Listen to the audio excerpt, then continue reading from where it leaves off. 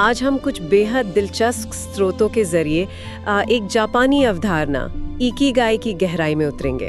हाँ, इकिगाई। ये स्रोत हमें जापान के ओकिनावा द्वीप पर ले जाते हैं, है ना, जहाँ लोग कहते हैं बहुत लंबी स्वस्थ जिंदगी जीते हैं। बिल्कुल। और हमारी कोशिश यही है कि इन स्रोतों से वो खास बातें निकालें जो शायद हम सबको एक ज्यादा पर्पसफुल लाइफ जीने में मदद कर सके। जी। तो ये इकिगाई है क्या आखिर?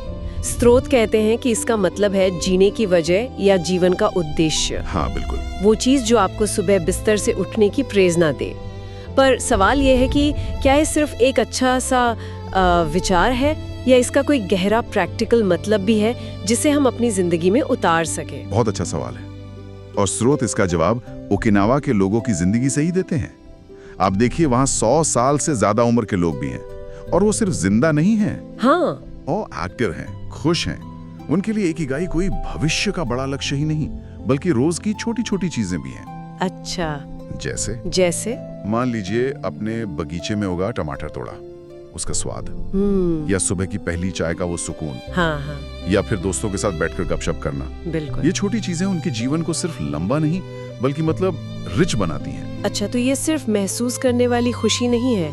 हमने स्रोतों में ये भी देखा कि इकिगाई का एक और पहलू है, वो काम जिसे करने में आप इतने डूब जाएं कि समय का पता ही ना चले। हाँ, फ्लो स्टेट जिसे कहते हैं। हाँ, फ्लो स्टेट। क्या इसका इकिगाई से सीधा ताल्लुक है?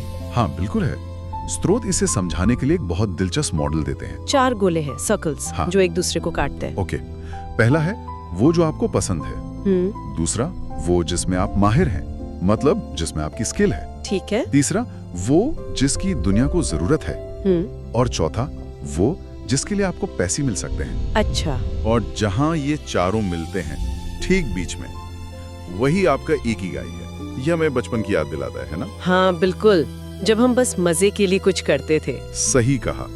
बिना किसी इनाम या दबाव के घंटों ड्राइंग करना या कोई खेल खेलना, शायद वो हमारे असली पैशन का इशारा था। ये तो सोचने वाली बात है। स्रोतों में एक सवाल भी है जो शायद हमें अपनी इकिगाई की तलाश में मदद करे। कौन सा? कि अगर पैसे या पहचान की कोई चिंता ना हो तो आप अपना समय किस काम में लगाना चाहेंगे?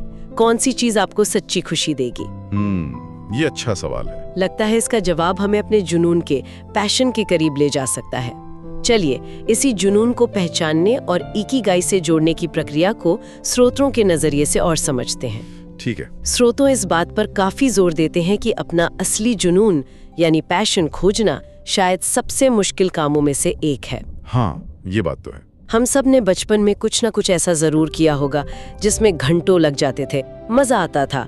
कोई कहानी बनाना, कुछ तोड़ना जोड़ना, या किसी चीज के बारे में बस पढ़ते रहना। बिल्कुल।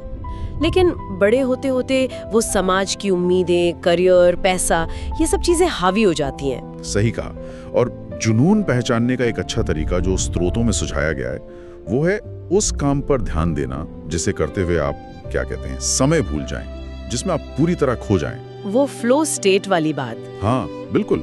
ये कुछ भी हो सकता है, किसी के लिए कोडिंग, किसी के लिए खाना पकाना, या कोई म्यूजिकल इंस्ट्रूमेंट बजाना, या शायद किसी की मदद करना भी। हाँ, क्यों नहीं। स्रोतों में ओकिनावा के एक बुजुर्ग कारीगर का जिक्र है जो सालों से लकड़ी के खिलौने बनाते थे। हाँ, मैंने पढ़ा था। उनका कहना था कि जब वो बच्चों को उन खिलौनों से खेलते देखते हैं तो उनकी दिन भर की थकान मिट जाती है। ये सिर्फ मजा नहीं है, ये संतोष है, सेटिस्फैक्शन। तो क्या हम कह सकते हैं कि जुनून और इकिगाई एक ही हैं या इनमें कोई फर्क है? ये अच्छा सवाल है और स्रोत इसे साफ करते हैं। देखिए, जुनून अक्सर एक पर्सनल चीज है जो आपके दिल को भाती है, जबकि इकिगाई, जैसा हमने पहले देखा, वो 4 गोलों का मेल है, एक संतुलन। इसमें जुनून तो है, पर साथ में आपकी काबिलियत, समाज के लिए उसकी यूटिलिटी और उससे लाइवलीहुड कमाने की संभावना भी जुड़ जाती है। अच्छा, मतलब जुनून एक हिस्सा है पर पूरा इकिगाई नहीं। बिल्कुल। जैसे अकेले में गाना आपका जुनून हो सकता है, पर जब आप उसे स्टेज पर गाते हैं, लोगों को सिखाते हैं और शायद उससे कुछ कमाते भी हैं, तब वो इकिगाई के करीब पहुंचता है। समझ गई। तो जुनून एक जरूरी इंग्रेडिएंट है, पर इकिगाई उससे बड़ा है। सही पकड़ा। पर इसे खोजने की प्रक्रिया थोड़ी मुश्किल लग सकती है। क्या स्रोत इसे आसान बनाने के लिए कुछ प्रैक्टिकल स्टेप्स बताते हैं? हाँ, कुछ गाइडलाइंस तो हैं। जैसे पहला, अपने बचपन को याद करें। क्या चीजें थीं जिनमें आप खो जाते थे? दूसरा, उन कामों की लिस्ट बनाएं जिन्हें करते हुए आप थकते नहीं बल्कि और एनर्जेटिक महसूस करते हैं। ठीक है। तीसरा, सोचें कि आपकी ये रुचि या स्किल क्या किसी तरह से दूसरों के काम आ सकती है, समाज की कोई जरूरत पूरी कर सकती है। और चौथा, क्या इससे गुजारा हो सकता है, पैसे मिल सकते हैं? हाँ, ये सवाल हमें सोचने पे मजबूर करते हैं, आत्ममंथन करवाते हैं। लेकिन ये भी सच है कि इनके जवाब शायद फौरन ना मिले। कई बार कंफ्यूजन होता है। बिल्कुल होता है, और स्रोत कहते हैं कि घबराने की बात नहीं है। यहीं पर काइज़ेन जापानी सिद्धांत काम आता है। काइज़ेन यानी वो निरंतर सुधार वाली बात। हाँ, कंटिन्यूअस स्मॉल इम्प्रूवमेंट। मतलब अगर आप क्लियर नहीं हैं तो भी रोज थोड़ा समय, भले 15-20 मिनट, उस चीज में लगाएं जो आपको अट्रैक्ट करती है। धीरे धीरे ट्राई करने से, एक्सपेरिमेंट करने से रास्ता साफ होता जाता है। तो इकिगाई कोई खजाना नहीं जो अचानक मिल जाएगा। नहीं, ये एक यात्रा है जिसे धीरे धीरे तय करना होता है। ये समझना जरूरी है कि इकिगाई सिर्फ काम या करियर तक ही सीमित नहीं है। जैसा आपने कहा, ओकिनावा के लोग छोटी चीजों में खुशी पाते हैं। तो क्या रिश्तों की देखभाल, कम्युनिटी के लिए कुछ करना या कोई हॉबी, ये भी इकिगाई हो सकता है? निश्चित रूप से।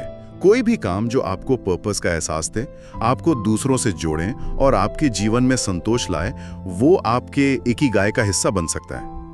अब देखते हैं कि ये इकिगाई, ये उद्देश्य वाला जीवन, लंबी और स्वस्थ जिंदगी से कैसे जुड़ा है, जैसा ओकिनावा में दिखता है। हाँ, ये बहुत दिलचस्प है। स्रोतों में ये बात बार बार आती है कि जिन लोगों के पास जीने का एक स्पष्ट कारण होता है, जिनका अपना इकिगाई होता है, वे अक्सर ज्यादा लंबा और स्वस्थ जीवन जीते हैं। क्या इसका कोई वैज्ञानिक आधार भी है? हाँ, कई स्टडीज हुई हैं।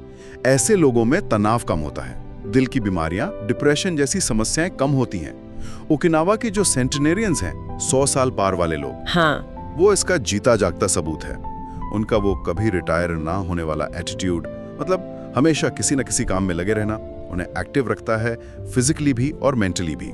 उनका मंत्र है, हमेशा व्यस्त रहो पर हड़बड़ी में नहीं, है ना? बिल्कुल, व्यस्त रहो पर शांति से।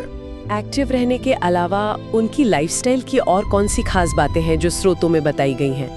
मुझे वो हारा हाचिबू वाली बात बड़ी अनोखी लगी। हाँ, हारा हाचिबू, ये उनकी सेहत का एक बड़ा राज है। इसका मतलब क्या है? ठीक ठीक मतलब पेट को सिर्फ 80% तक भरना, जब लगे कि बस थोड़ी और गुंजाइश है तभी खाना बंद कर देना। अच्छा, मतलब पूरी तरह ठूस कर नहीं खाना। सही कहा। इससे पाचन तंत्र पर कमजोर पड़ता है, मोटापा कंट्रोल में रहता है और साथ ही उनका खाना भी बहुत बैलेंस्ड होता है। ताज़ी सब्जियां, फल, सोया, मछली ज्यादा, मांस, चीनी, प्रोसेस्ड फूड बहुत कम। ये छोटी छोटी आदतें बड़ा फर्क लाती होंगी। बिल्कुल। मुझ शारीरिक स्वास्थ्य के साथ साथ मानसिक और सामाजिक स्वास्थ्य का भी जिक्र था। ये मोआई क्या चीज है? मोआई, ये ओकिनावा की एक बहुत ही प्यारी सामाजिक परंपरा है। ये असल में दोस्तों या पड़ोसियों का एक ग्रुप होता है। ग्रुप? हाँ, जो जीवन भर एक दूसरे का सहारा बनते हैं, भावनात्मक रूप से, कभी कभी आर्थिक रूप से भी।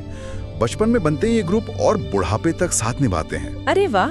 ये जो मजबूत सोशल कनेक्शंस हैं, ये अकेलेपन को दूर रखते हैं। और अकेलापन तो आजकल बहुत सी बीमारियों की जड़ है। सही बात है। एक दूसरे से मिलना, बातें करना, हंसना गाना, ये सब न सिर्फ मन को शांत रखता है बल्कि शरीर की इम्यूनिटी को भी स्ट्रांग बनाता है, ऐसा वैज्ञानिक मानते हैं। तो ये साफ है कि इकिगाई सिर्फ मन की बात नहीं, ये हमारी पूरी जीवन शैली से जुड़ा है।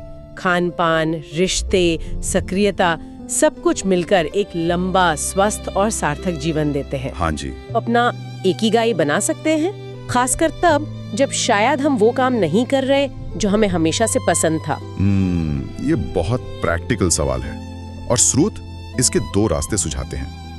पहला तो जाहिर है, ऐसा काम चुने जो आपके जुनून, हुनर और दुनिया की जरूरत के इंटरसेक्शन पर हो। जैसे वो टीचर वाला उदाहरण आपने दिया था। हाँ, जिसे पढ़ाना पसंद है, वो उसमें माहिर भी है और समाज को अच्छे टीचर चाहिए भी। ये तो आइडियल सिचुएशन है, लेकिन हम जानते हैं कि ये हमेशा मुमकिन नहीं होता। हाँ, ज्यादातर लोगों के लिए शायद नहीं। बिल्कुल। इसीलिए दूसरा रास्ता, जो शायद ज्यादा लोगों के लिए रेलेवेंट है, वो है अपने मौजूदा काम में ही अर्थ और उद्देश्य ढूंढना। मौजूदा काम में? वो कैसे? मान लीजिए कोई अकाउंटेंट है और उसे अपना काम बहुत रोमांचक नहीं लगता, लेकिन अगर वो ये सोचे कि उसके काम से कंपनी ठीक चल रही है, लोगों को सैलरी मिल रही है, वो अपना काम ईमानदारी से कर रहा है, तो धीरे धीरे उसे अपने काम में एक पर्पस महसूस हो सकता है। अच्छा, मतलब नजरिया बदलने की बात है। हाँ बिल्कुल।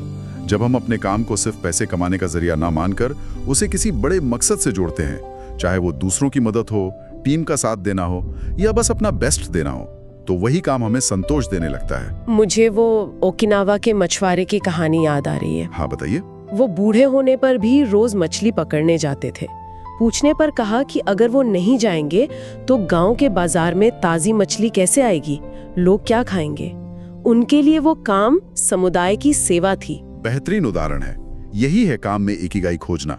और इसी से जुड़ी एक और बात, स्रोत कहते हैं काम और जीवन में संतुलन। हाँ, ये बहुत जरूरी है। इकिगाई का मतलब ये बिल्कुल नहीं कि आप 24 घंटे काम में डूबे रहें, चाहे वो कितना भी पसंद क्यों ना हो। ओकिनावा के लोग मेहनत करते हैं, पर वो परिवार, दोस्तों, शौक और आराम के लिए भी वक्त निकालते हैं। बर्नआउट से बचना भी जरूरी है। बिल्कुल। जीवन के हर पहलू को अहमियत देना, यही संतुलन उन्हें लंबे समय तक एनर्जेटिक रखता है। आपने संतुलन और सामाजिक जुड़ाव की बात की। मोआई के अलावा क्या स्रोत कम्युनिटी से जुड़े रहने के और तरीकों पर भी कुछ बताते हैं? आज की भागदौड़ में ये कनेक्शंस कैसे बनाए रखें? हाँ, स्रोत इस पर काफी जोर देते हैं कि अकेलापन आज के समाज की एक बहुत बड़ी समस्या है और ये सेहत के लिए बहुत नुकसानदेह है। मोआई जैसे फॉर्मल ग्रुप तो हैं ही, पर इसके अलावा भी कई तरीके हैं। जैसे दूसरों की मदद करना, चाहे कितनी छोटी मदद क्यों ना हो। अपने पड़ोसियों से हालचाल पूछ लेना, किसी कॉमन इंटरेस्ट वाले क्लब या ग्रुप का हिस्सा बनना, ये सब हमें जुड़ाव का एहसास कराते हैं। स्रोतों में एक 90 साल की महिला का जिक्र है जो रोज सुबह स्कूल जाते बच्चों को देखकर मुस्कुराती हैं। हाँ, और उन्हें शुभकामनाएं देती हैं। ये छोटा सा काम उनका इकिगाई है। ये उन्हें कम्युनिटी से जोड़ता है, उनके दिन को एक मकसद देता है। तो मतलब रोजमर्रा के छोटे छोटे इंटरेक्शंस भी बहुत मायने रखते हैं। ये तो हुई मानसिक और सामाजिक सेहत। शारीरिक देखभाल के बारे में हारा हाचेबू के अलावा क्या ओकिनावा के लोगों की कोई और खास आदतें हैं जिनसे हम सीख सकते हैं, खासकर एक्सरसाइज को लेकर? दिलचस्प बात यह है कि स्रोत बताते हैं कि ओकिनावा के लोग आमतौर पे कोई हेवी एक्सरसाइज या जिम वगैरह नहीं करते। अच्छा। उनकी सक्रियता उनकी लाइफस्टाइल का हिस्सा है। वो रोज हल्की फुल्की पर लगातार चलने वाली एक्टिविटीज करते हैं, जैसे बगीचे में काम करना, पैदल चलना, दोस्तों से मिलने जाना, पारंपरिक नाच करना या घर के काम खुद करना। मतलब सहज रूप से एक्टिव रहना। हाँ। और वो अपनी शरीर की सुनते हैं। भूख लगे तो खाएं, थकान लगे तो आराम करें। देर रात तक जागने की बजाय जल्दी सोना, अच्छी नींद लेना, ये भी उनकी रूटीन का हिस्सा है। वो बगीचे में सब्जियों से बातें करने वाले बुजुर्ग का उदाहरण भी था। हाँ, कहते हैं टहलते हुए ही कसरत हो जाती है। तो ये दिखाता है कि एक्टिव रहने के लिए बहुत इंटेंस वर्कआउट ही जरूरी नहीं, दिन भर चलते फिरते रहना ज्यादा फायदेमंद हो सकता है। और मानसिक शांति, तनाव तो आज हर किसी की जिंदगी में है। इकिगाई इससे निपटने में कैसे मदद करता है? इकिगाई फिलॉसफी का एक अहम हिस्सा है मानसिक शांति और रेजिलियंस बनाए रखना। स्रोत बताते हैं कि ओकिनावा के लोग जीवन की मुश्किलों को स्वीकार करना सीखते हैं। वो छोटी छोटी बातों पर ज्यादा चिंता नहीं करते, जिसे जापानी में नायामी कहते हैं। नायामी मतलब चिंता? हाँ, उनकी एक और कॉन्सेप्ट है इशिगारुबी, यानी मन को हल्का रखना, अतीत का बोझ या भविष्य की फालतू चिंता नहीं पालना, प्रेजेंट मोमेंट में जीना और हर दिन छोटी छोटी चीजों के लिए शुक्रगुजार होना। ये सब तरीके उन्हें मेंटली बैलेंस्ड रखते हैं। समय का प्रबंधन, टाइम मैनेजमेंट, ये भी आजकल बड़ा टॉपिक है। क्या इकिगाई का इससे भी कोई कनेक्शन है? हाँ, पर शायद उस तरह से नहीं जैसा हम सोचते हैं कि ज्यादा से ज्यादा काम कम समय में निपटाना। तो फिर कैसे? इकिगाई के नजरिए से टाइम मैनेजमेंट का मतलब है अपने सबसे कीमती रिसोर्स समय को उन चीजों में लगाना जो वाकई मायने रखती हैं, जो आपके पर्पस और वैल्यू से जुड़ी हैं। अच्छा, मतलब प्राथमिकता तय करना। हाँ, ये हमें सिखाता है कि हम अपने दिन को ऐसे ऑर्गेनाइज करें कि उन कामों के लिए जगह बने जो हमें खुशी और संतोष देते हैं, न कि सिर्फ उन कामों के लिए जो जरूरी लगते हैं। ओकिनावा के लोग हड़बड़ी में नहीं जीते। उनकी सुबह जल्दी होती है, वो काम करते हैं, लोगों से मिलते हैं, परिवार के साथ होते हैं। उनके दिन में एक रिदम है, बैलेंस है। वो समय को मैनेज करने के बजाय उसे जीते हैं। और अंत में ये सारी बातें आकर मिलती हैं जीवन में संतुलन पर। काम, सेहत, रिश्ते, शौक, इन सब के बीच बैलेंस कैसे बनाएं? इस पर स्रोत क्या कहते हैं? स्रोत जीवन के इन अलग अलग हिस्सों को टुकड़ों में नहीं देखते, बल्कि एक दूसरे से जुड़ा हुआ मानते हैं। इकिगाई सिर्फ काम में नहीं, न सिर्फ सेहत या रिश्तों में, ये इन सब के हार्मनी में है। मतलब सब कुछ जरूरी है। बिल्कुल। जब आप ऐसा काम करते हैं जो आपको पसंद है, आप स्वस्थ हैं, आपके रिश्ते अच्छे हैं और आपके पास अपने शौक के लिए भी समय है, तब आप इकिगाई के ज्यादा करीब हैं। इसका मतलब है किसी एक चीज के पीछे भागते हुए बाकी चीजों को इग्नोर ना करना। काम जरूरी है पर आराम भी। सही कहा। रिश्ते अनमोल हैं पर अपने लिए भी समय निकालना जरूरी है। और मानसिक संतुलन, नेगेटिविटी को हावी न होने देना, पॉजिटिविटी चुनना, ये भी उतना ही अहम है। वो ओकिनावा के 100 साल पार वाले बुजुर्ग ने कहा था ना, हाँ, कि उनकी लंबी उम्र का राज हर चीज को संयम से करना है और किसी एक चीज को जीवन पर हावी ना होने देना। यही संतुलन उनकी खुशहाली का आधार है। तो इन स्रोतों की हमारी इस पड़ताल से ये साफ है कि इकिगाई महज एक शब्द नहीं बल्कि जीने का एक पूरा दर्शन है। हाँ, एक होलिस्टिक अप्रोच है। ये हमें अपने जुनून को पहचानने, उसे अपनी काबिलियत और समाज की जरूरत से जोड़ने, अपने शरीर और मन का ख्याल रखने, अच्छे रिश्ते बनाने, समय का सही उपयोग करने और जीवन में संतुलन खोजने की राह दिखाता है। बिल्कुल, निचोड़ यही है कि अपने अंदर की आवाज सुने, पहचाने कि आपको किस चीज से खुशी और पर्पस मिलता है, फिर देखें कि कैसे आप उसे दुनिया से जोड़ सकते हैं। अपनी सेहत को प्रायोरिटी दें क्योंकि वही आपका सबसे बड़ा एसेट है। और रिश्तों को सींचे। हाँ, क्योंकि वो आपको सहारा और खुशी देते हैं। और याद रखें, ये एक जर्नी है, कोई डेस्टिनेशन नहीं। रोज छोटे छोटे कदम उठाकर ही हम एक ज्यादा फुलफिलिंग और मीनिंगफुल लाइफ की ओर बढ़ सकते हैं। स्रोत हमें खुद से कुछ बुनियादी सवाल पूछने के लिए कहते हैं। क्या आप जानते हैं कि आप हर सुबह किस लिए उठते हैं? क्या आपके रूटीन में ऐसी चीजें हैं जो आपको सच्ची खुशी और उद्देश्य का एहसास कराती हैं? और अगर इन सवालों का जवाब फौरन हाँ में नहीं है तो घबराने की बात नहीं। शायद यही सही समय है अपनी इकिगाई की खोज शुरू करने का। हाँ, जैसा हमने देखा, ये अभ्यास, प्रयोग और काइजन की बात है। अपने जुनून को टटोलें, उसे अपने काम और समाज से जोड़ने के तरीके खोजें, अपने शरीर मन का ध्यान रखें, समय को महत्व दें और संतुलन बनाने की कोशिश करें।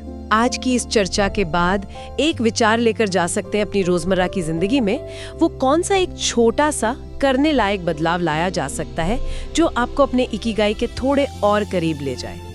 शायद वो सुबह 5 मिनट जल्दी उठकर कुछ पढ़ना हो, या खाने की मेज पर फोन दूर रखकर परिवार से सच में बात करना, या शायद आज रात हरा हाची बुई ट्राई करके देखना। हाँ, कोई भी छोटा कदम। ये सवाल हम यहीं छोड़ते हैं अपने अपने मंथन के लिए।